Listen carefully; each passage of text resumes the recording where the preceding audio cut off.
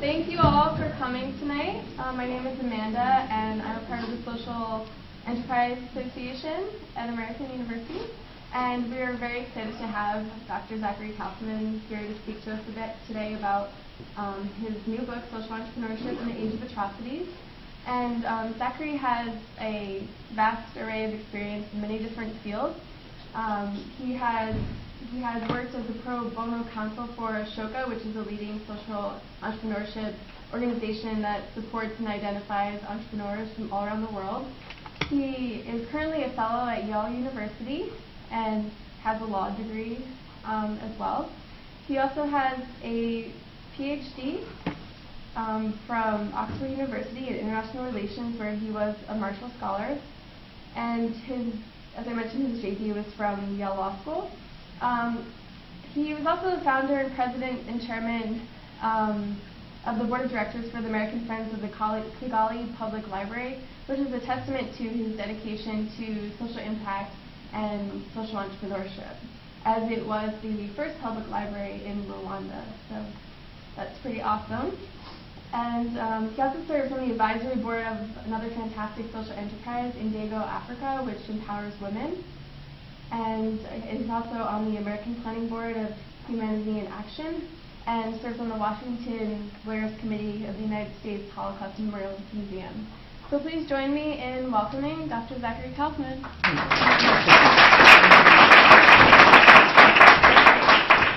Thanks a lot for having me here today, and thanks to all of you for coming out on a kind of cold and dreary night to be here together. I'm going to speak for about 30 minutes. And then let's open it up to your questions. And I'd also love to hear your comments about anything we talk about here, and maybe some of your own work as well. I'm mostly going to be talking about my new book, which Amanda mentioned, Social Entrepreneurship in the Age of Atrocities. And I want to start by thanking the School of International Service and also the Washington College of Law, which has been supportive of this event tonight. And in particular, I want to thank the Social Enterprise Association and the many people who contributed to making this happen this evening. So thanks to everybody. And I apologize if I forgot anyone. There's like an army of people working on social enterprise, which I think is fabulous. By the way, I don't think I've seen a more engaged university campus as AU in social enterprise so far. So really congratulations. And all of that. I've actually been dying to come here for like 2 years, and so it's great to finally get an invitation and be here. So this is the book. There are copies being sold outside, I hear, like hotcakes, so get them while they're hot. Actually, I don't think any of them have been sold yet. But all the money goes to charity, so I'm not getting rich off this or anything. So I hope that you'll buy a copy and maybe support some of the initiatives that are discussed in the book and that we'll talk about this evening. The book, by the way, focuses on basically the summary is about how business skills can be used to help post-conflict countries recover and thrive. And speaking of the book, I have a little puzzle for you. And the winner, by the way, is going to get a free copy of the book. Okay? So the catch is you can't cheat. So everybody promises not to cheat? Yeah. All right. So here's the puzzle. There are 2 countries in the world, and only 2 countries, that are double landlocked, meaning they're surrounded by countries which themselves have no access to the sea. Which are they? And you have to get both of them to get the free copy. And don't check your cell phone. Did I see a hand? You want to guess? I can't remember one of them, and I think it's Kyrgyzstan or Uzbekistan, one of those 2. I remember it's one of the Central Asian countries. Uzbekistan is one. Uzbekistan is one. You have to get both, though, to get the... Or we can just cut it in half. I would guess someplace in Central Africa, but honestly I have no idea off the top of my head. We got one. Anybody care to guess the other one? Rwanda? Nope. Although given the subject tonight, that would be It is landlocked, but not double landlocked. Should we come back to it? Yeah. All right. We'll come back at the end, okay? No cheating.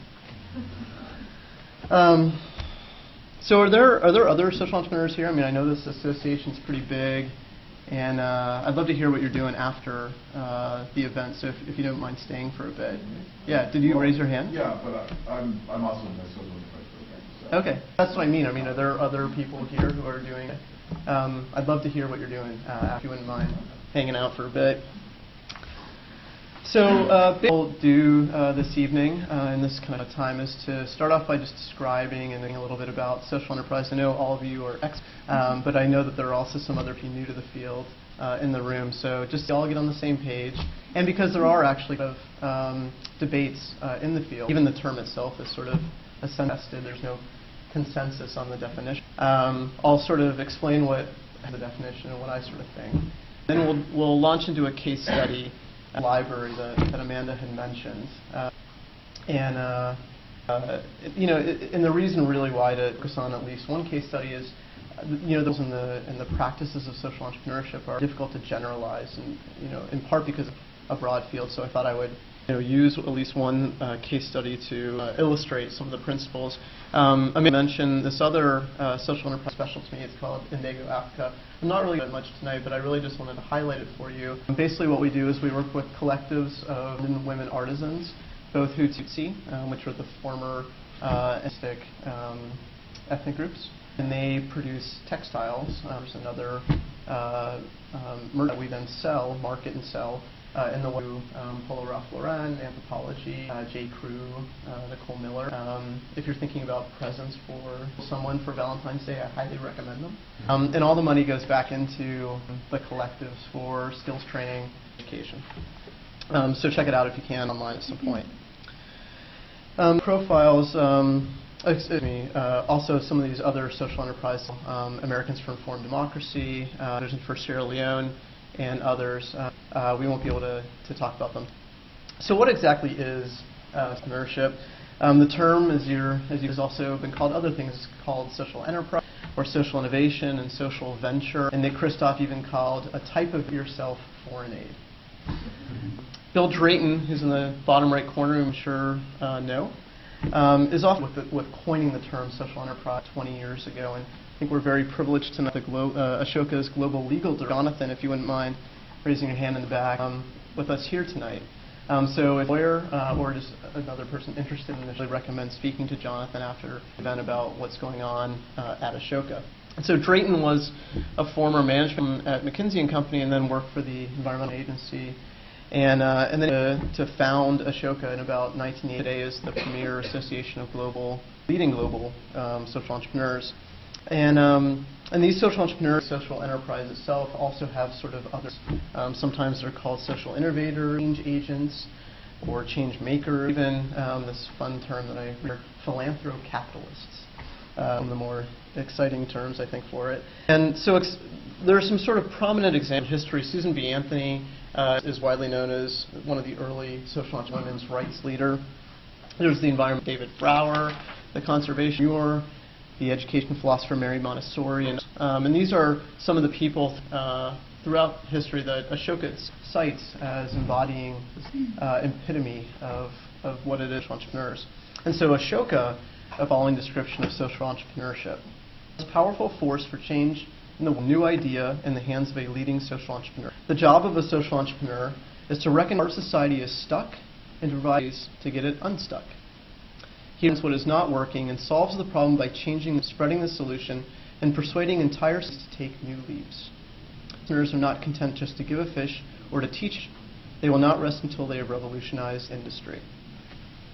And this sort of social entrepreneurship is usually viewed that uses business skills to pursue social goals instead of into the traditional entrepreneurial goal of financial. And so, for example, Pamela Hart heads up Oxford's program on enterprise. Describes a social entrepreneur as what you get when you combine Richardson and Mother Teresa, a hybrid between social value creation. The field of social entrepreneurship has become more widespread. I think it's also that definition has also similarly broadened. And so, in my view, today, social means an innovative venture, for-profit, nonprofit, or combination which seeks to further a social goal. And many of these endeavors may or may not focus on utilizing business skills, use at least some, such as accounting and networking, fundraising, public relations, organizational formation, and administration. And so this standard definition of social entrepreneurship overlaps with volunteerism, activism, philanthropy, and charity. The entrepreneurial aspect of it, that real pioneering spirit that sets entrepreneurship apart from other types of social work. Although it's been in one form or another for centuries, social entrepreneurship is a relatively new self-conscious field. In essence, the privatization and the secularization of activities that used to be considered the sole response and province of government and religion. When exactly social entrepreneurship became a field, it's really pretty hard to determine. People who practice as such didn't really sort of self-identify, for lack of familiarity with the term, and also because I mentioned the term itself is fairly new. Areas might be considered the first type of social entrepreneurs. Manhattan Institute's Social Entrepreneurship, which presents annual awards to some of the leading entrepreneurs, traces the roots of this modern social entrepreneurship back to the 1850s to the 1910s in the U.S., and so they highlight individuals as modern social entrepreneurs. Robert Baden-Powell is in the top left. He is the Boy Scouts and Girl Guides. Thomas John Barnaboe, who founded Bars for the Poor Children. I think he kind of looks like the Kevin Smith from the top left. Clara Barton founded the American Red Cross. William Booth founded the Salvation Army. Corcoran, the Corcoran Gallery of Art. And so really what I think that the breadth of different types of social entrepreneurship, whether it be in wealth, housing, or children's rights, or women's, really sort of indicate on the huge scope that modern entrepreneurship today would embody.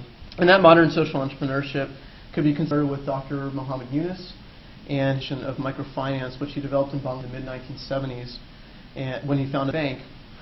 And so he and the Grameen Bank entrepreneurship was recognized, celebrated by their joint award of the 2006 Nobel Prize.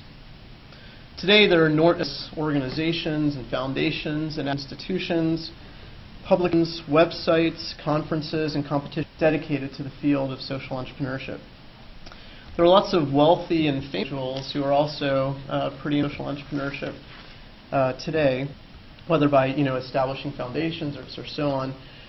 But what's really interesting, by the way, I went a little wild on this, so I hope that you'll forgive me. Bear with me. I was having fun. Students often through clubs or organizations, including other at AU, at both the law school and here at the school, international service, so ordinary citizens have significantly increasingly engaged in social entrepreneurship in recent years. And this broadening of social entrepreneurs themselves and also social, I think, really signifies a democratization of the field. More people are getting involved, doing more things, all of which I think is incredibly exciting. And also, it used to be that a lot of social sciences were sort of hierarchical and vertical. I think also reflecting the democratization field, a lot more social enterprise is becoming horizontal and collaborative.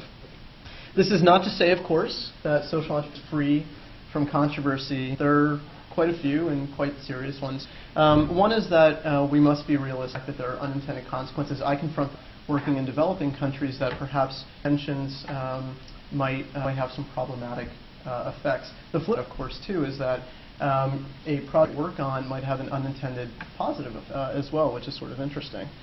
The other issue is that there are a lot of questions about social entrepreneurs' enterprises themselves. One is that some of them focus excuse me, a little too narrow on a particular fact or agendas that suit their interests. Another, and this is quite serious, is misrepresent what they're doing in order to raise more money for other units. And then a third is concerns about methodology. In a very exciting time right now, where there's rigor coming into the field of social entrepreneurship. This is one of the things that I think is really leading the way on. And yet this is something that a lot of social enterprise sort of a lack of transparency or even much thought how they're doing what they're doing. And so what do we do about these kind of unintended consequences and these critiques? Well, first of all, I think that we need to acknowledge that they exist. I mean, just like any industry, flaws and problems. I mean, social enterprise, as I mentioned early on, is a fairly new self-conscious field. And so it's in its early growing pains. And we need to work towards making it more rigorous and and transparent. Forces to develop solutions that are solutions, including in the quantitative that are being developed now to try to add more of that rigor to social. And then, of course, I think that we have lots of reason to be optimistic. As Margaret Mead said, that a small group of thoughtful, committed citizens can world. Indeed, it is the only thing that ever has. And there are lots of fabulous examples throughout history, including very recently, where people, small groups have banded together to solve some significant problems. And this is, despite the potential problems, a reason for great optimism. So that brings us to Rwanda in this case study of Kigali Public Library. During my early travels to Rwanda, which was about years ago, I heard that there was no library in the entire country, and this just shocked me. It was amazing to think of any country in the world that didn't have a public library, and I knew the work that I was doing, and I was focusing on the prosecution of war criminals, just catastrophic it had been that there was no access outside media, which I'll talk about again. So for this part, I want to start by talking about the role of that media and literature up to and also during the Rwanda in 1994, and then a little bit about how that then formed the inspiration, motivation, and purpose behind developing Rwanda's first public library. So immediately before and during the genocide, the media and literature in Rwanda really played a role. First, it helped incite the genocide, and I'll give you some details in a second. And then even more disturbing, or at least equally just helped orchestrate or perpetrate the genocide, which I'll also talk about a little bit. There were two main types of media involved in this one. Newspapers, the most famous called Kungura, which means wake up in Kinyarwanda, which is the local language. And then the other was the radio. Radio Television Libre de Milkuli, which was came to be known as, and also Radio Rwanda, which was the government radio. And so Kungura, the news, printed articles, but also illustrations, cartoons, really hatred towards Tutsi. And just as a few examples, they claim that this news that Tutsi had infiltrated various sectors of society and disproportionately were represented in dominating those sectors, economics, religion. They said that Tutsi women were devious and deadly seductresses of Hutu men. It's Tutsi who were planning the genocide in the Hutu. That's actually quite a strategy in the development towards genocide, is that the perpetrator would blame the victimized group for exactly what they were doing. Kungura also claimed that RPF, which stands for the Rwandan Patriotic, this Tutsi diaspora community in Uganda, itself had admitted to genocide. And the newspaper also claimed that the Tutsi resembled in their ideology, and that they even used and finally claimed that the Tutsi cannibals. So the most famous example, probably, of one of the illustrations is from around 1993 in Kangura. The gentleman on the right is named Kayibanda, and he was one of the lead proponents of power. And the sort of at the top and along the side asks, the top suggests sarcastically that the Tutsi are the race of God, and then along the side asks, what should we do about this problem? And to offer an answer, there's the illustration of a machete, which the prime implement used to kill during the genocide. Radio was an even more effective means of incitement and execution of the genocide in 1994. And the reasons were significant. First of all, in Rwanda, relatively low literacy rate. In the mid-'80s, it was around 47%. There's also been this, not only in oral culture, a tradition of passing along stories. Radios were widely owned. The government even distributed additional ones, leading even during the genocide, so that even more could be transmitted by radio. Radio Rwanda was effectively the mouthpiece of and it also brought inaccurate information, among other things, and claiming that Tutsi were planning genocide, and so they should be pre-slaughtered. And because there was very little to other information, there were no library, there was very little to the outside world. Rwandans really couldn't check the veracity of any of these statements in the newspaper or in the Hate radio, radio, television, liberty, RTLM, broadcasted really lively and gossip and inaccurate and interviews. A lot of people listened to it. It was incredibly, and this also was part of the reason why listening to the radio. Simon Bikindi, who was one of the later defendant in Jenna prosecution at the time, was an incredibly popular musician, and he listed his songs on RTLM. And one of them said, in reference to the Tutsi, "Remember this evil that should be driven as far as possible so that it never returns to Rwanda."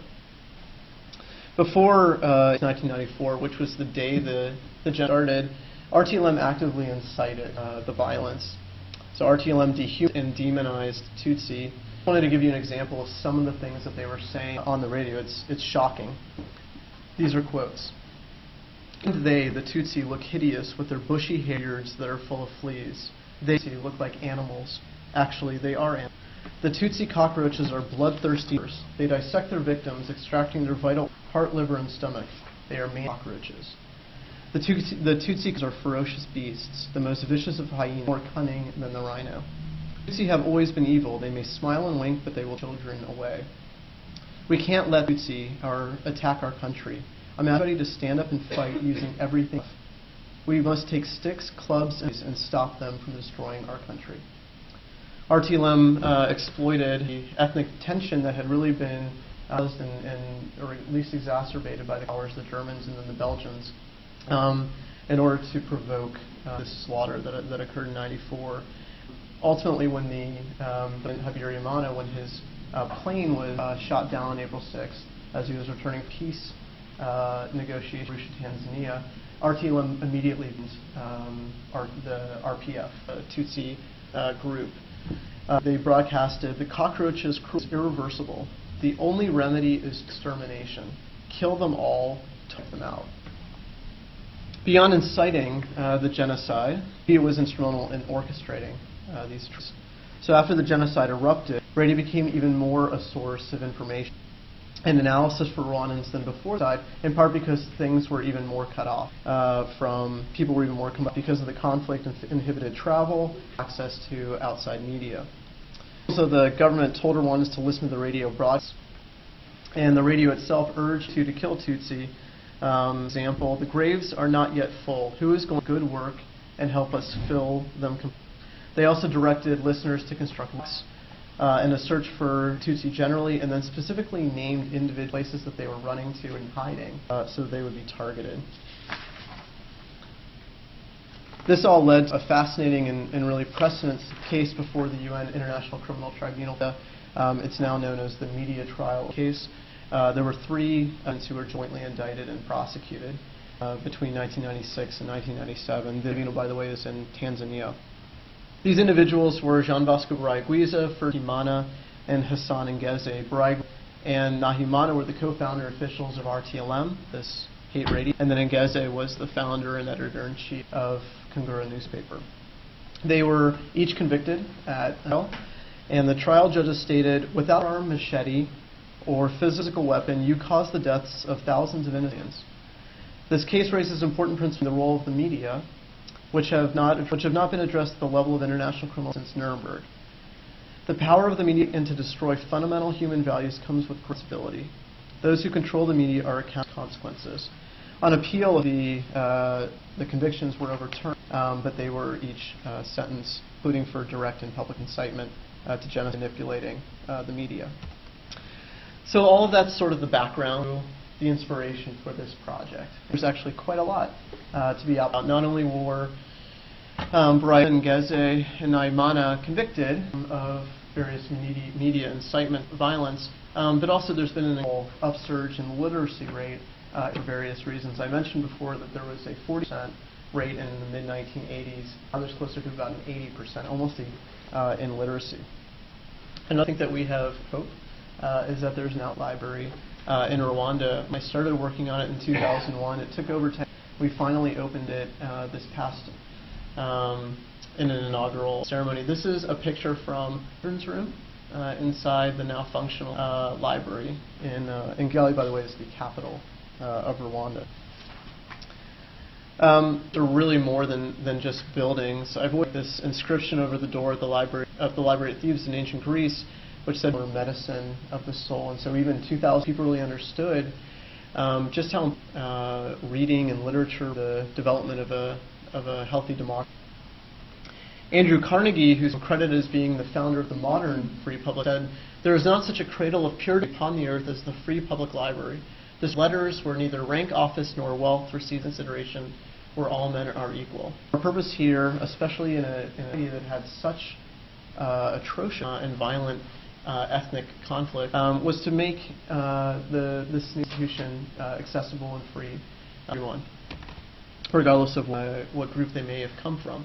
The library include specialized literature, but it also has sections on business, bringing, we hope, to the development of business skills.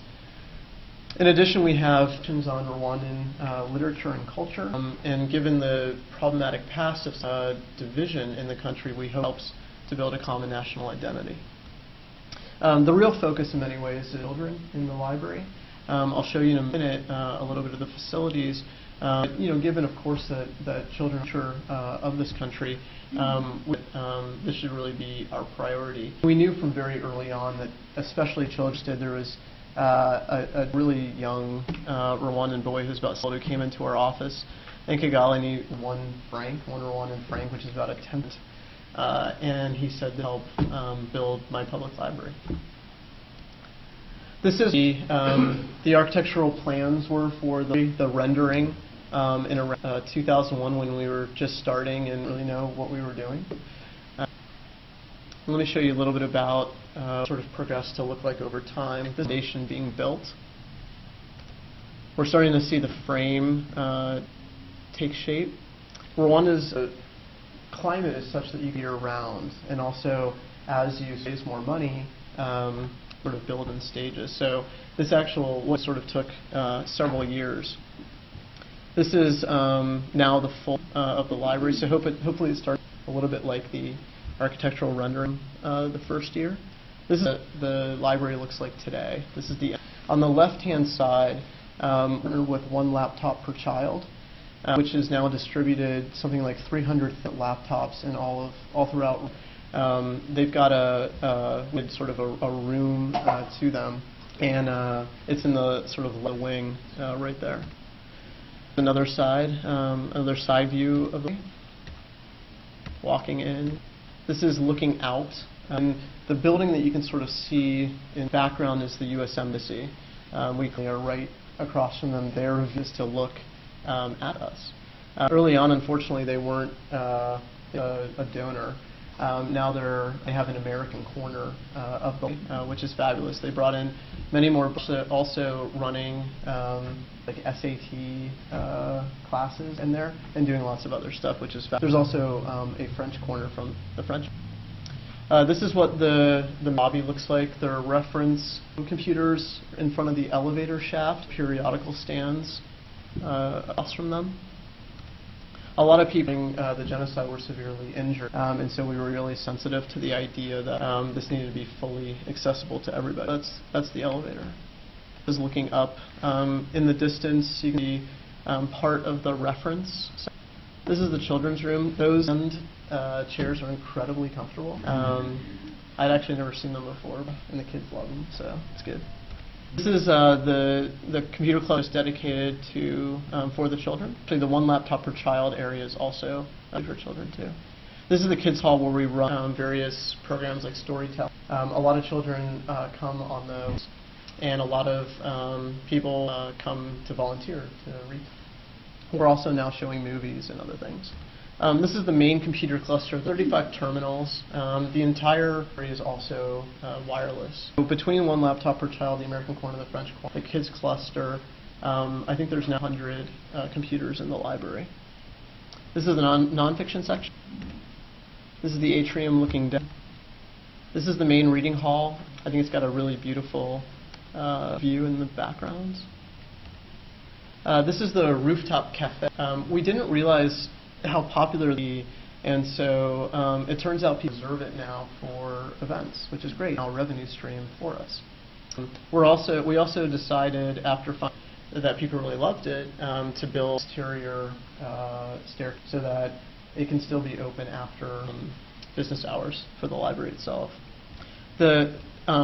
These were months ago before we finished in enough that all of this now is filled out in operation.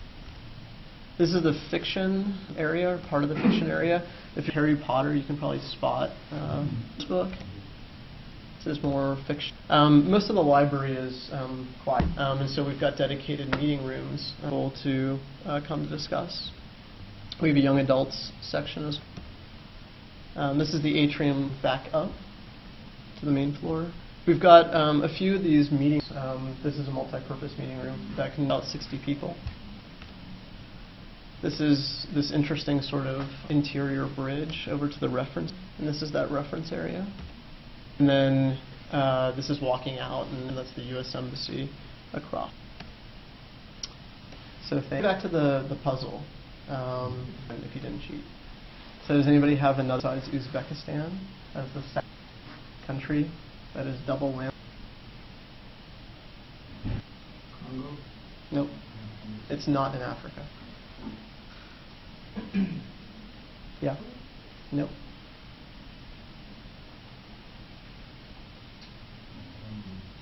Not Uzbekistan or No, it's not. It's not lands.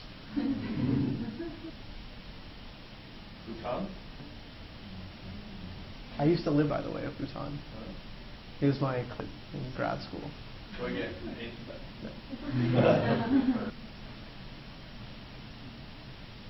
Give up? Give out. No one's going to get the book. I guess it's more of you will have to buy it. All right. So nobody else? What's that? It's Liechtenstein. Okay. Questions, comments? Yeah, Chloe. I am in the funding the library, Yeah. both from the building operational standpoint, but then also the sustainability. Yep. And I think my interest is primarily when we're talking about this social entrepreneurship, there's a lot of focus on the business model and the sustainability with it. So if you could maybe have some on those too. Sure. I might start by saying that a more narrow and I think definition of social entrepreneurship would even consider social entrepreneurship. Some of the other that are profiled in the book meet that more traditional definition, and I tend to have kind of a broad. Let me start by saying a little bit about the funding, then how that's kind of changed over time. So we started this about 6 years after the genocide stopped, and many people were skeptical that Rwanda was sufficiently stable to build some sort of new civic institution as the ambitious one. At that, one that was being led by society and not by a central organization or by the United Nations or something. And so the several years were really slow going and incredibly frustrating. And then we finally sort of reached this point. It took about 3 years. We had enough kind of big name that then things started to and it's really funny to see how, once someone kind of, or a famous institution signs on to something, how that really, cascades. Some other interesting phenomenon, I talk about this in the book, is that early donors donated more, some up to 5-6 times. And the lesson that I drew from that, and I think you should draw from that, is just want to see you succeed. Often if they've contributed, they might contribute. And that was, that's not, it was really helpful to learn that.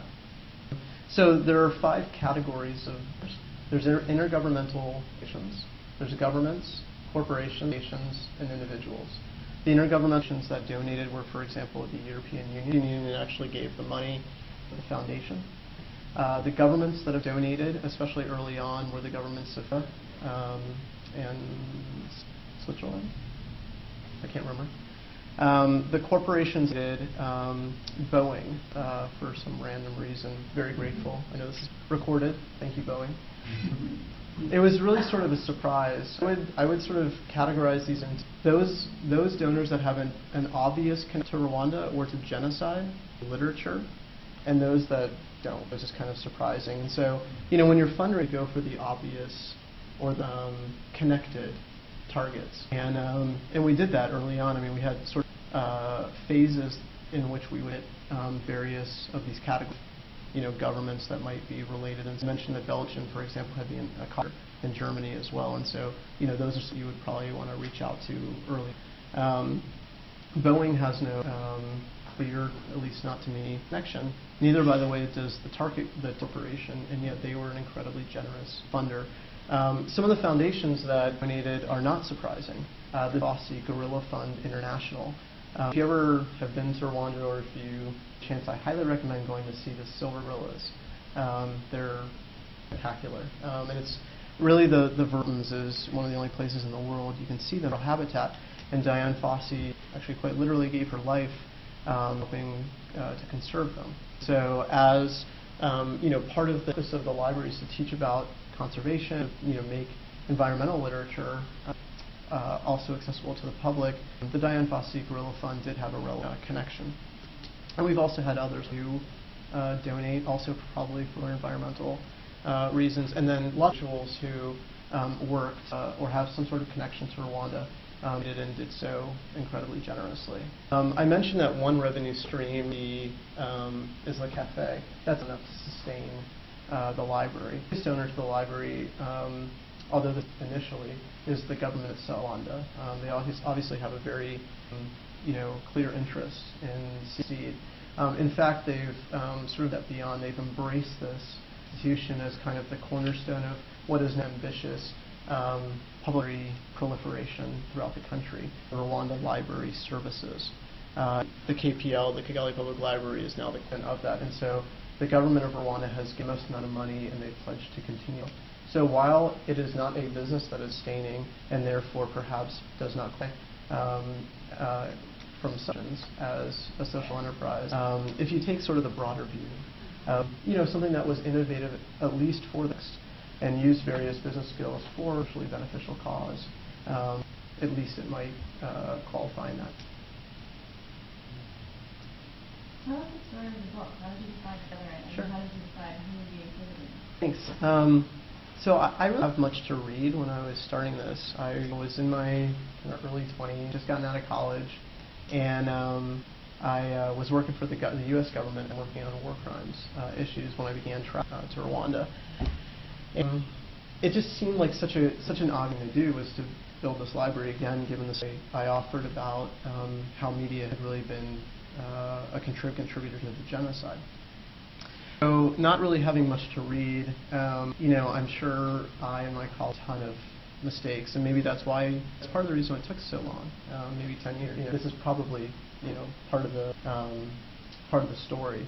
And all throughout, and actually pretty much in everything I do, it's whenever I'm traveling or doing or whatever. And I other people in this sort of enterprise space, although actually at the time wasn't the term, who were operating in the role and doing similar things, not necessarily but working with orphans or with women's rights or whatever. And we all had sort of similar things about, how do you attract funding, how do people locally, how do you partner, first of all, find and partner with indigenous organizations, how do you make your project as sustainable, if not sustaining, then at least sustainable and safe. How do you make it environmentally friendly, and so forth. And so we began sorting, including the counterintuitive ones, or at least the negative ones, like donors will often donate repeatedly. And others, like sometimes, and this was a difficult lesson to learn, sometimes you need to fire volunteers. I thought sort of coming to this that, all volunteers, we should be grateful for any help that we can. And in the early years, all we remained grateful for everybody. We've gone quite a lot of people.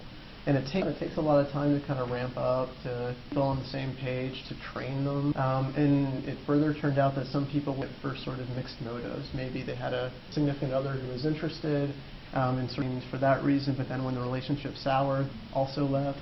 Maybe they were doing it for other kind of reasons, or maybe they just weren't that good. And so then the lesson that we learned from that was that we had to be a little more about even the free labor, that we received. Another sort of counter thing, or at least was that it turns out it's actually quite easy. So there are You sort of say you're building a library, and they're like, oh, I've got like a box of books in my attic. But what they don't tell you is the quantity, quality, or the type. And first, a public library only needs 3 copies of anything. And you want them to be in good condition. I mean, you want it to look good, you want it to be inviting, you want it to be welcoming, you want it to be not missing pages and stuff. But it turns out aren't willing to, they're willing to give you the books. Another problem coordinating the shipment, as I mentioned, Rwanda is landlocked.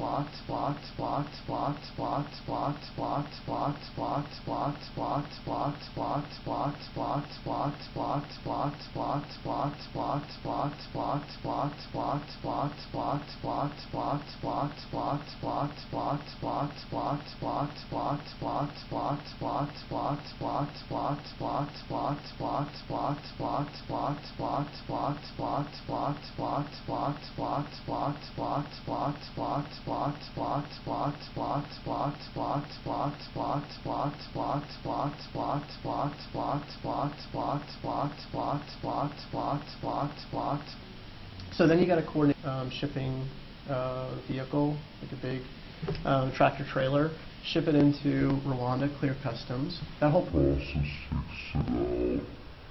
Some people might try to use you. So I had an offer from a publisher. This is shocking. One of the big publishers which offered to give me $10,000. Great, that's amazing. Didn't offer to ship them, but still, that's really helpful. That's great. So we would have to ship it, which of course costs a lot of money and time. So just sort of on a whim, I said, what are these books? Can you give me an inventory? And so the guy's like, yeah, sure, that's great. No problem. I'll get back to you tomorrow. And so sent me a one-page letter, which included the titles of only 7 books, thousands and thousands of times over. And some of them were highly advanced, incredibly outdated inorganic chemistry. And so it turned out, the conclusion can easily be made that this was, they're trying to use this as a tax dump, which is awful. And I told the guy I was pretty disappointed and upset. And he's like, well, I thought we were, you need books. I was like, really? Is that really what you thought? We needed highly advanced, very outdated inorganic chemistry. That's what we needed.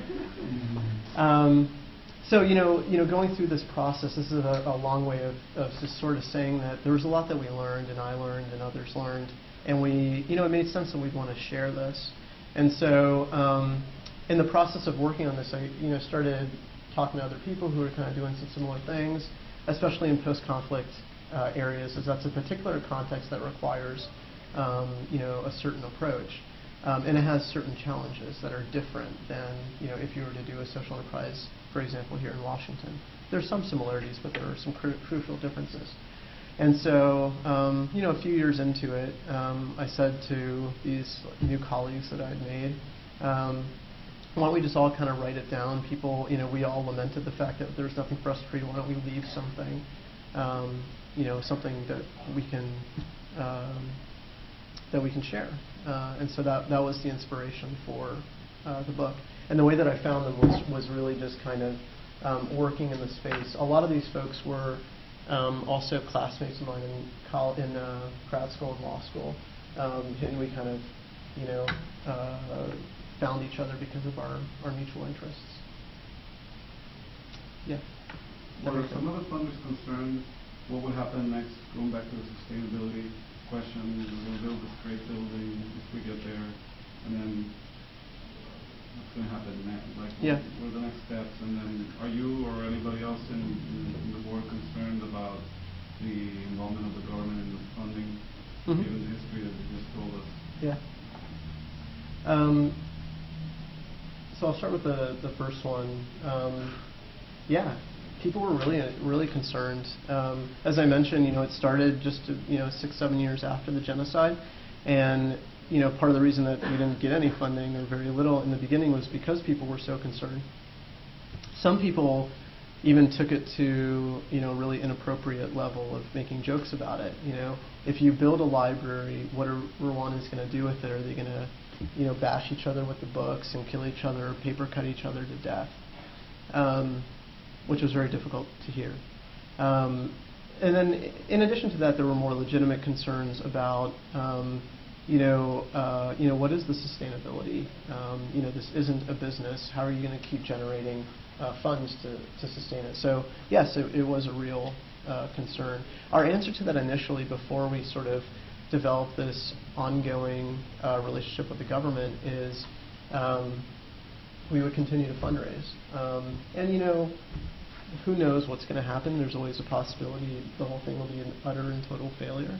But at least it's worth the effort and worth trying. And there was a core group of us that were all committed to staying really involved. And so that was our answer to the sort of sustainability, at least financially. As for the government involvement, so this, just so everybody's clear, this is a different government than the one that perpetrated the genocide. This government is led by the RPF itself, the Rwandan Patriotic Front, which is the Tutsi group that fought in from Uganda and actually stopped the genocide. That militia was led by a person named Paul Kagame, who's now the president of Rwanda. And yet there have been criticisms of the Kagame administration that they have not been as favorable towards free expression, freedom of speech, as perhaps we're familiar with in the West. Their response would be, look, we just went through a genocide, and part of the problem was all the myths and misunderstandings that were swirling about in society that contributed to the violence, and you all in the West sort of have the luxury of having a lot more of a stable society and not the history of violence and ethnic strife, especially that we have. And by the way, you also have limits on freedom of speech. And so, we're less than a generation out of the genocide, and bear with us, effectively, is their argument. And so, do we have concerns? Yes. Just like you would about any governmental involvement, which is why we have an independent board that sort of supervises things and works with the executive director on the admin of the library. Yeah. So I have kind of a question, but they're three short. parts. Wondering, it sounds like the library is being used, and I'm wondering how far people have to travel to get there, and how ethnically diverse the library is. And then the third is, are there peace and acceptance offered for children and youth? Okay. So the travel is really, it's in the capital, and a plethora of Rwandans live in the capital, and it's pretty secure in the capital. So at least for those who live in the capital, it's pretty. Now, of course, what do you do about the people in the country? Those who can't pay or don't have the time to or are not interested into the capital. Zambia, over the years, an incredibly successful mobile. And so we're thinking about how do we share our resources in the country, which, by the way, is tiny. It's the size. So really one of the great things about working in a tiny country is you can kind of get around it pretty quick, which is good for us. We've also been partnering with a lot of the other libraries with it at the universities, and we're even busing in school children, so they field trips to the library. Anyway, it's actually like you just walk in and there's like tons of kids all the time, which is great.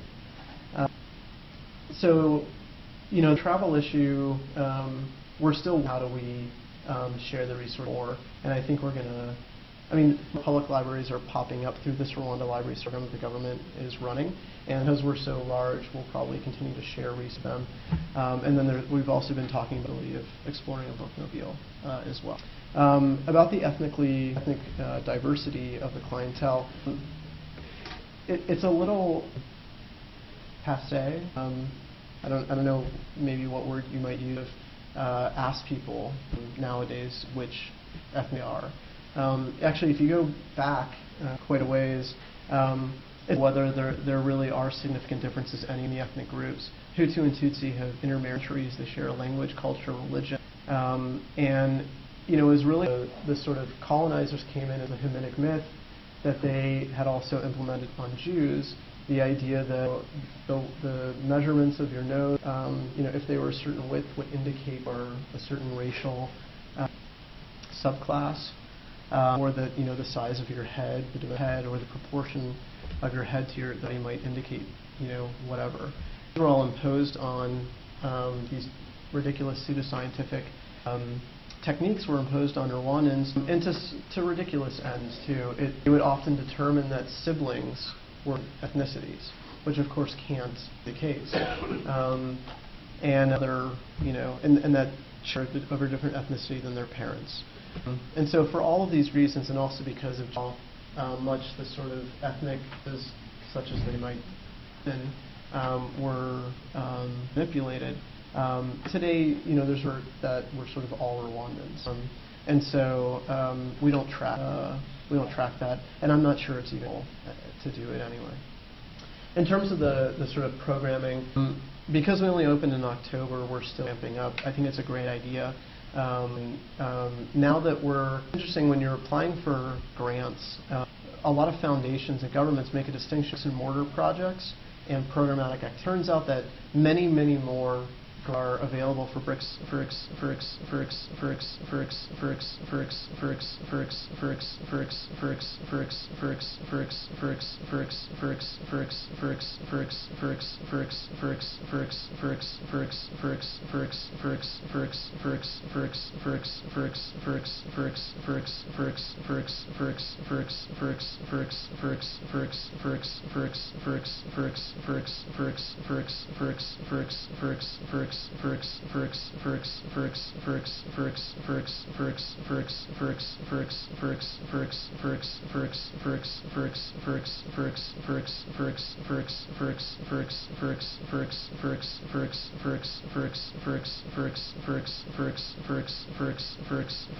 programmatic activities in bricks and mortar.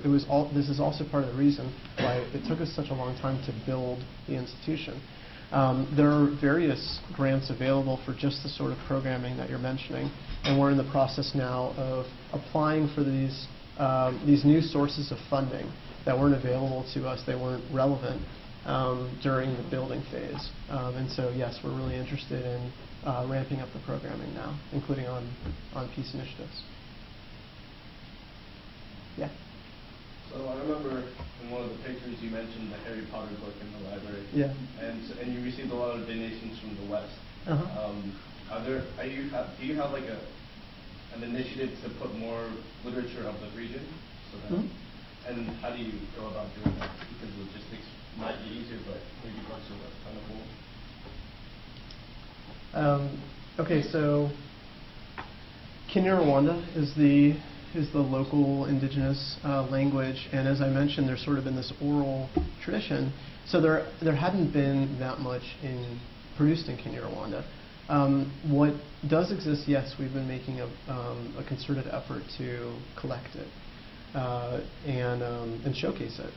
So the working languages of the library are French, English, and Kinyarwanda. Certainly not in equal proportions, but we're hoping that Kinyarwanda is represented. A new pet project that I've been working on is to develop a prize, an annual prize for the best works of fiction and nonfiction in Kinyarwanda. The idea being that if you celebrate literature, just like there are lots of literature prizes throughout the world, maybe that would help encourage more production of it. And so we're in the very early stages. I have no idea when we'll get this off the ground. It's quite complicated, it turns out, just like everything. But that's a second effort we're sort of pursuing to try to further collect, and not only collect, but try to prompt the production of more Kinyarwanda literature. Yeah.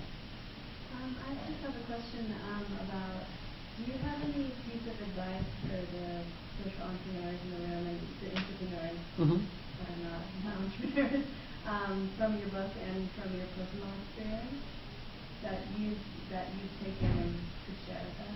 Sure. On any particular topic, or? Just in general, like for you, especially with the youth study here. Well, the conclusion to the book is about 50 pages and does include recommendations and sort of advice on anything from fundraising to recruiting staff to managing that staff to planning and sort of devising a project even from the beginning. I would say that, and I've been writing some spin-off pieces recently about some of these things. So one of the spin-off pieces, for example, that I recently wrote for the Council of Foreign Relations was about partnering with indigenous organizations. That something that's interesting, and I've noticed this, is that no matter how good your idea is, if you don't have local buy-in, it very well may be rejected. And so it's crucially important, not only because you don't want an idea to be rejected, but also because locals truly are the ones who know their needs and preferences best. And so we're all Westerners here, and if you want to work in developing countries, it's really important to get to know the country, know the people, and find good partners. And that really holds for all phases of the project, not only from the sort of design and inception, but also to sort of pulling it off in the sustainability and the unveiling to the public so that it is a success. So that might be sort of one sort of category of recommendations would be about, generally speaking, working with locals and just how important that is. Another would be about sort of growing your organization. Obviously they're all different, and that affects things. But one sort of thing to note is they all also take different periods of time. And young people are most attracted, or often most attracted, to social entrepreneurship, but young people are also some of the most fickle people. And so in order, the last thing you'd want, of course, is for a good idea to just be abandoned just because people are kind of left. I mean, people pursue other opportunities, or they go to grad school, or they move, or they fall in love, or they whatever. And it's not the case that they can always be dependable. And so and not only that, but there are also some very good reasons to leave an organization and move on. Sometimes, just having fresh ideas and fresh meat is helpful. So in that sense, not only should the social enterprise itself be sustainable, but also there should be plans for your organization itself to be sustainable. There should be succession plans for the leadership. Often this is not done. In for-profit corporations, you always have succession plans. And this is part of, I think, making social enterprises, including those that are for-profit, but especially those that are non-for-profit, much more rigorous. And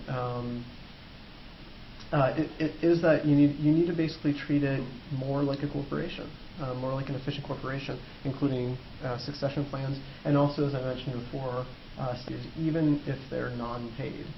We wasted a tremendous amount of time on dealing with unpaid volunteers, frankly, as weren't that helpful in many ways. Were drained. They're employees and should be as such, with all due gratitude, volunteering. There's lost so much. If you have sort of topics, I'd be happy to speak to it. I'd recommend checking out you, gentlemen. Could you speak a little bit? The book itself is kind of a social enterprise. I'm glad you recognize that. I mentioned that in the book. How you decided who the profits would go to, and two, it's interesting because on the one hand you have information for other entrepreneurs, also giving the profits.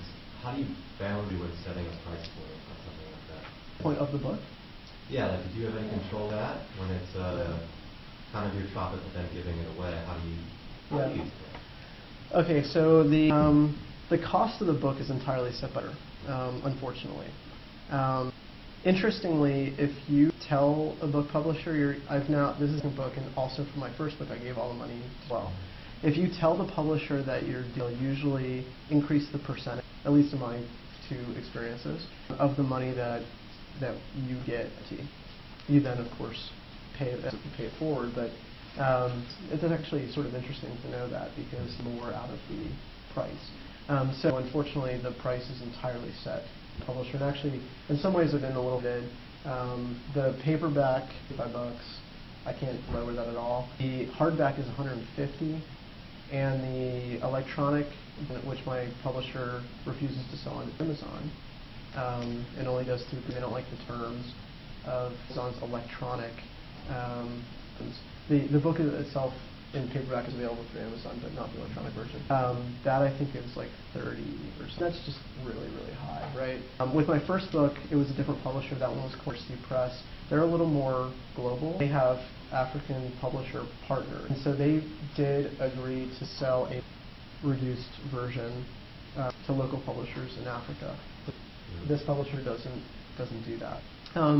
In terms of who chose to be the beneficiaries, simple.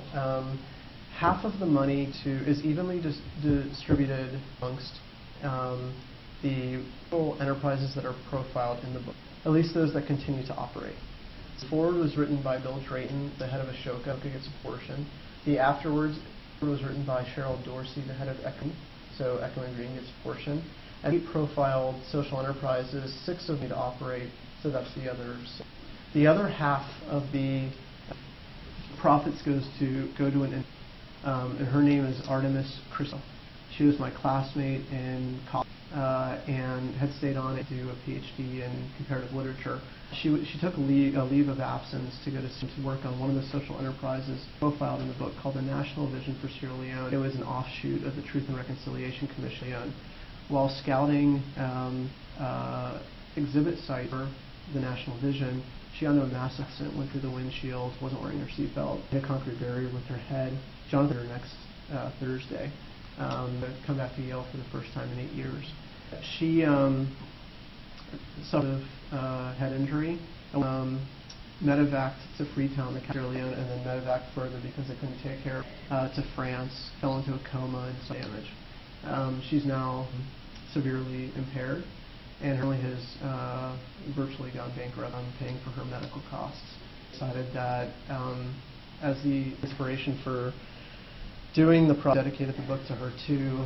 She a recipient, and so those are all the beneficiaries.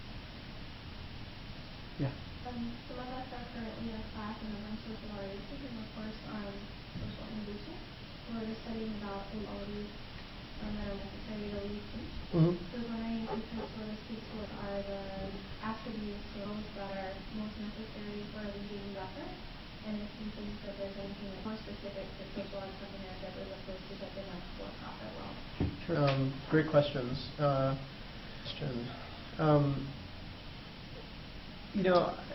It's interesting.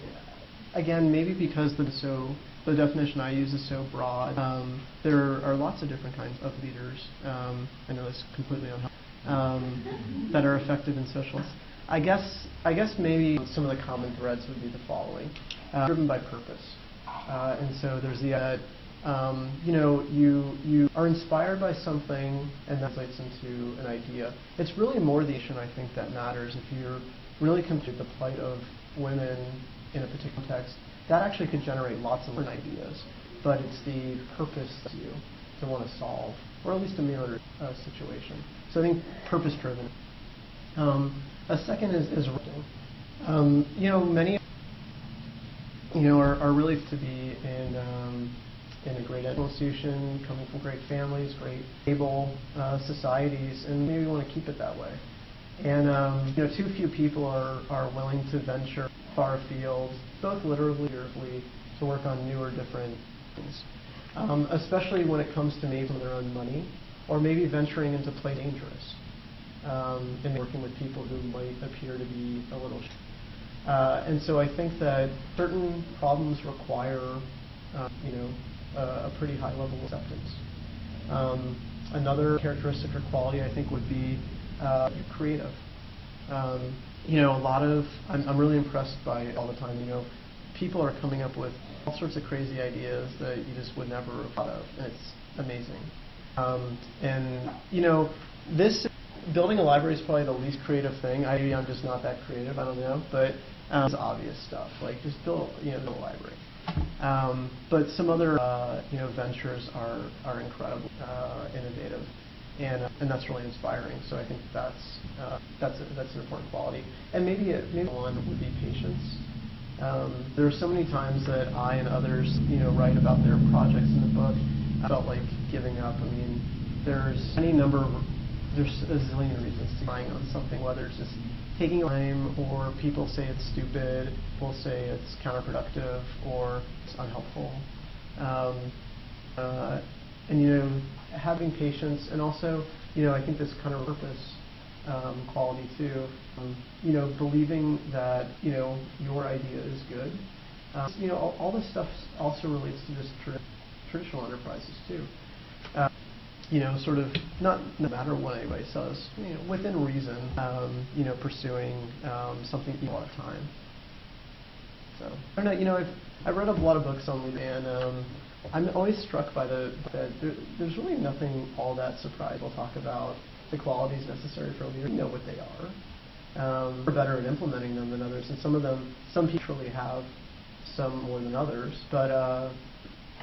It's something that's always kind of perplexed me. Are people more kind of like the secret ingredient that no one has articulated yet? I just don't know. It's all the boring stuff. That would be my answer. All the usual stuff. Yeah. You talked about being careful who you take on even free help. Yeah. You have the U.S. and taking the little corner of it. Was that not taking over. Well, adding to yeah. to the library. Was that a tricky road to go down because there might be strings attached? Less about the strings attached, and more actually about how Rwanda. So Rwandans playing with Americans, at least Rwandans are not okay with the French.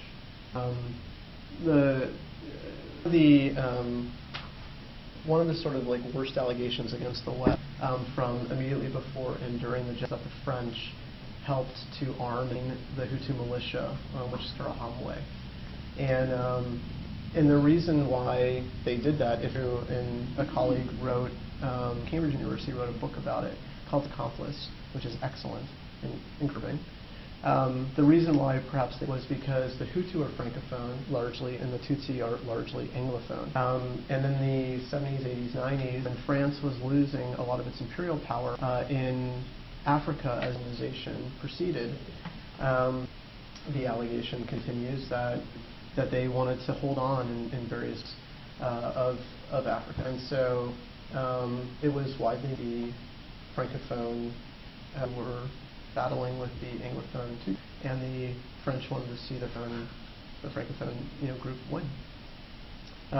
So there is a level amount of resentment continuing to against the French, and again really of allegations about arming and these militia forces that they're and further allegations of the French all along what they were and what they were doing. And so that's a sensitive issue, is to work with partners who they may not be mostly accepted in the local society, but things have gotten better, and also things have gotten. One measure, by the way, of just how much Rwandans hate the French is Rwanda is the second country ever that was not a Commonwealth, a former British colony in the British Commonwealth. It voluntarily wanted to do so just in the past few years. Some of it made economic because all of its neighboring countries like Uganda and Kenya are in. And so for training purposes, it makes sense that we speak English. But it was also in part just to further themselves from the Francophone sphere. So that has a diplomatic, a sensitive issue that diplomatically wrestle through. In the back. Secondly, what do you think is, or what do you think the role should be for universities? Yeah. Great question. And John and I have talked about this a little bit. Also coming out about this probably next month in Law for Change.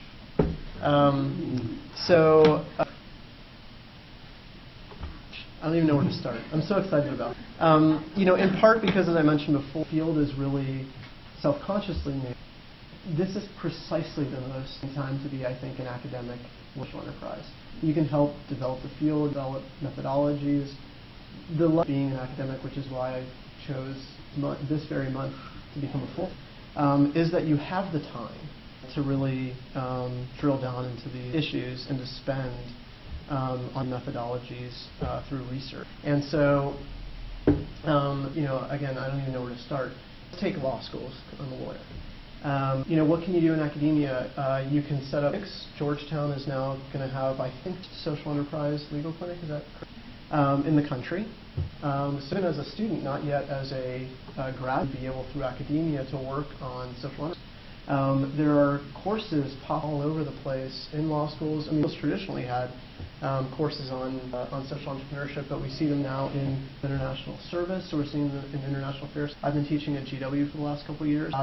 Various social enterprise courses. We see them also at the undergraduate level. It has relationships with universities throughout the country and partnering and helping support the development of curriculum. And then, as a professor, you can, in many ways, innovate. You can be, maybe this is taking the definition, but maybe you can be a social entrepreneur within on social entrepreneurship. I don't know. There's so much you could do. You could build these clinics. Other sort of partnerships, and then you can do your own research. I have a piece coming out February 4th about this big piece on crowd. And so the Jobs Act in April was passed by President Obama. It has in Title III, there's a provision on crowdfunding, and that is a pretty exciting way that enterprises and small businesses will be able to raise, not just through collecting donations, but also offering.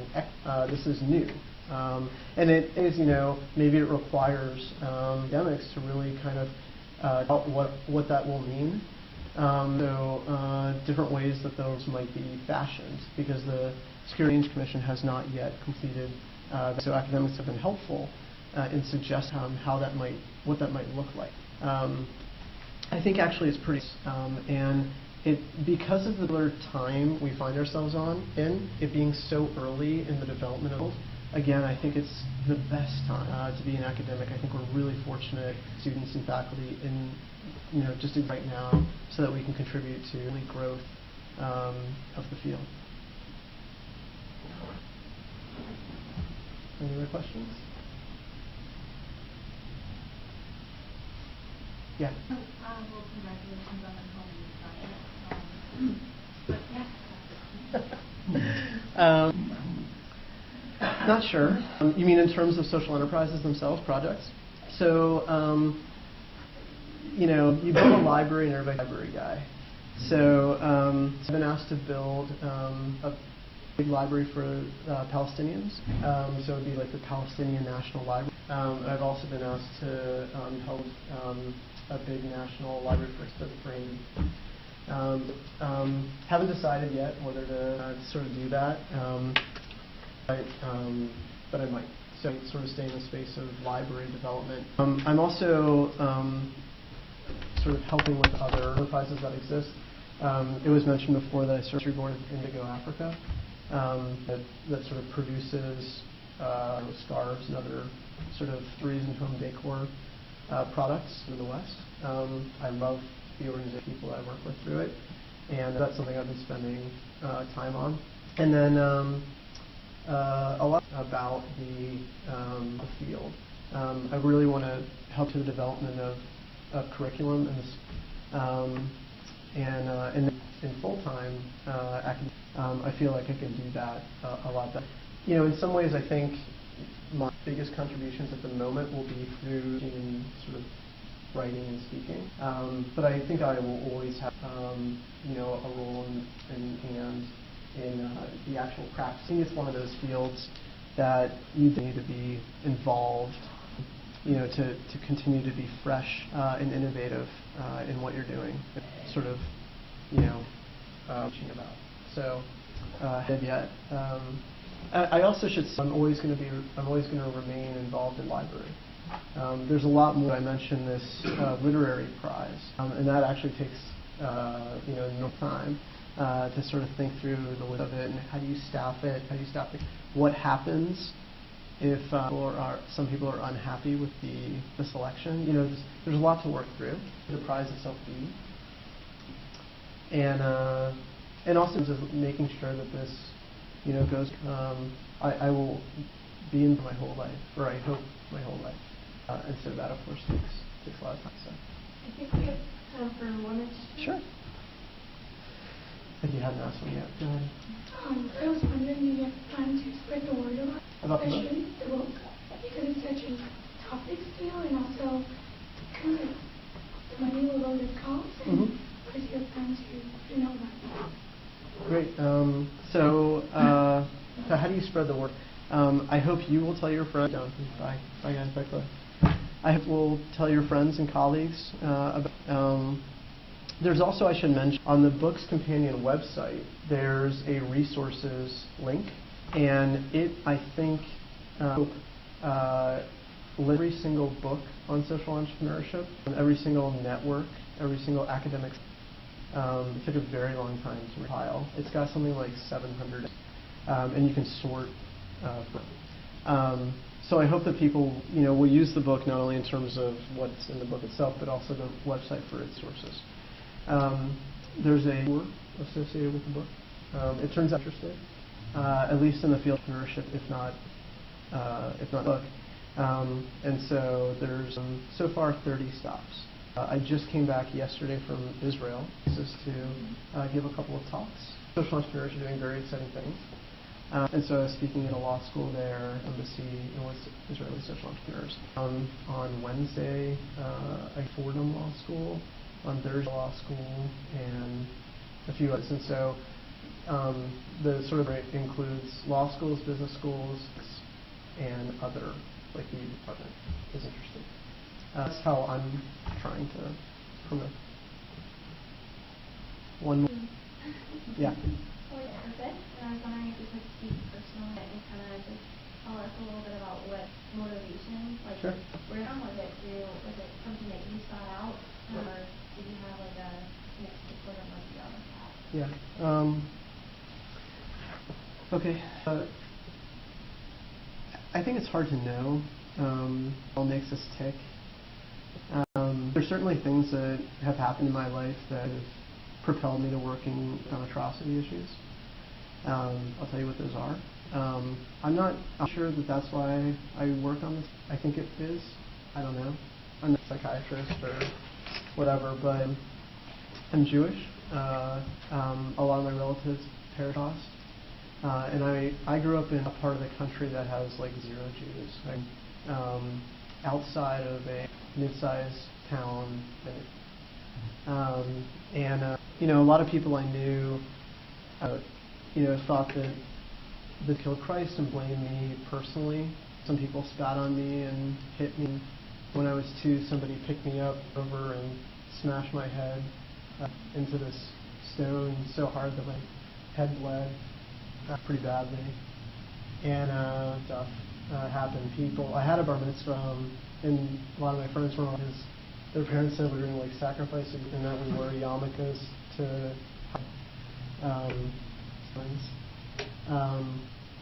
and then the genocide happened in Rwanda when I was in home. I was like a regular high school kid. I was a wrestler in high school, hanging out with my girlfriend and stuff, and didn't pay much of the news, but that really affected me. It seemed like, my family and other Jews had suffered was very similar, that Rwandans had suffered. The same complaints of nobody helped.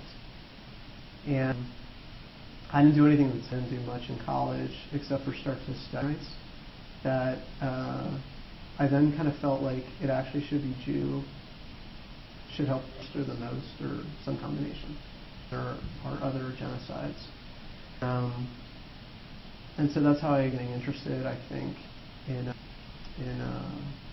atrocities, crimes against humanity.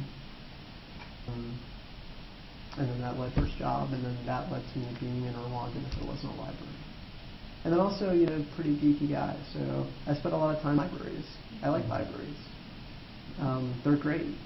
They're sanctuaries as well as playgrounds. It just seemed like a no-brainer to me.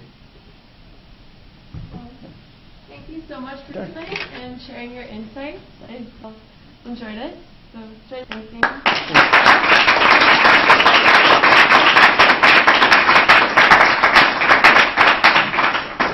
And again, the folks who are here working on this stuff, even definition than me, I'd love to hear what we're up to.